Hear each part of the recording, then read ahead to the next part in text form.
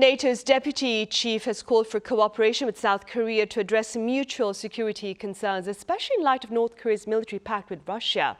Arirang's Soo-young covers her comments as shared in this exclusive interview.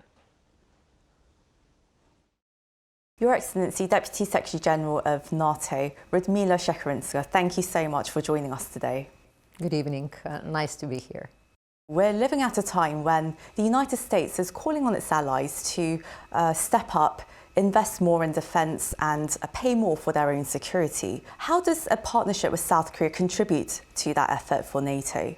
You're absolutely right. There were strong calls from various sides within the alliance that we need to spend more on our defence, because in the present changed global security environment, we need to invest more. We have seen a more aggressive Russia. We have seen the threat that Russia poses to almost all of their neighbors. And it was very important that NATO keeps the technological edge, keeps the military advantages that we have always had. And for this, we need to invest more. We won't change the defense spending overnight, but some of the allies have actually moved to almost 5% even as we speak. And this shows a clear sense of leadership and purpose. We are also investing a lot in our innovation, because spending this money has to come up in parallel with more research and development, more innovation, and adding this innovation into defense and military capabilities. And this is also an area in which we do cooperate with our partners, and we value very much the cooperation that we had with the Republic of Korea. We cooperate in issues such as space, cyber. We cooperate on the usage of artificial intelligence in defense. All these issues contribute to countries being able to spend more, but also being competent and ready to spend better and smarter.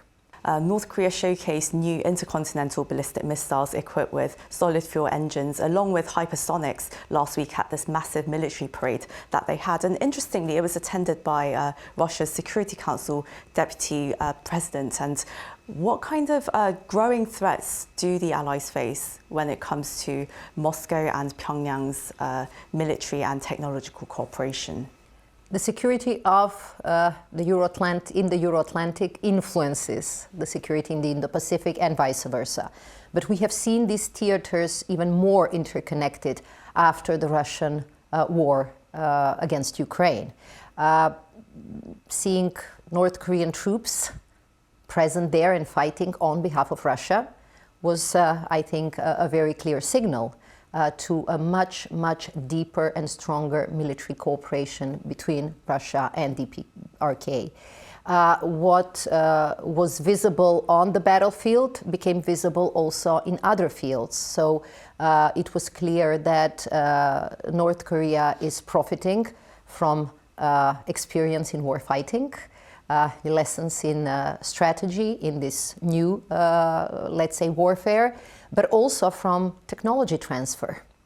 And this practically deeper military cooperation is a source of concern on both sides, in the Euro-Atlantic, but also in the Indo-Pacific. And this is why the security is now very rarely seen just in regional context, but much more globally. But this is also one of the reasons due to which our cooperation with the partners in the Indo-Pacific is crucial, is necessary, and it's beneficial for both. North Korea is definitely profiting from Russia's ongoing invasion of Ukraine. But at the same time, though, North Korean regime leader Kim Jong-un has pretty much signaled that he's ready to talk with US President Donald Trump. From a Euro-Atlantic perspective, what kind of progress do you hope to see if this high-profile meeting happens? Well, have no doubts. NATO, in essence, is a defensive alliance.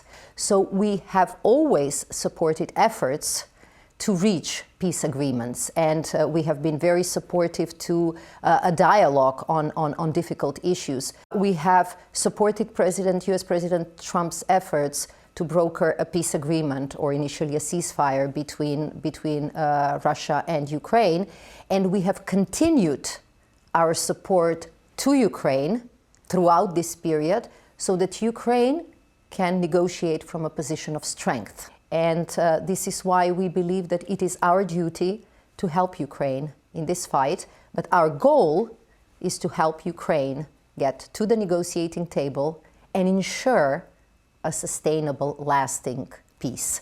So this is our policy when it comes to all conflicts. This is our policy when it comes to issues of global security. Your trip to the Republic of Korea falls upon Seoul's annual Aerospace and Defence Exhibition ADEX 2025. What's been most interesting for you so far, and what do you hope to gain from your visit? Actually, I was really impressed by not only the potential of the Korean defense industry, but also by the strong links that they have with a number of NATO allies and companies within NATO countries. So it's not something that has never existed. It is something that is ongoing, and I think that there is satisfaction on both sides. But as we said at the meetings with ministers and Korean colleagues, we can always do better, and we can really increase this cooperation for the benefits of both Korea but also NATO. Thank you very much for your time today and for making time for Arirang, Madam Deputy Secretary General. Thank you, and I really appreciate your interest. Thank you so much.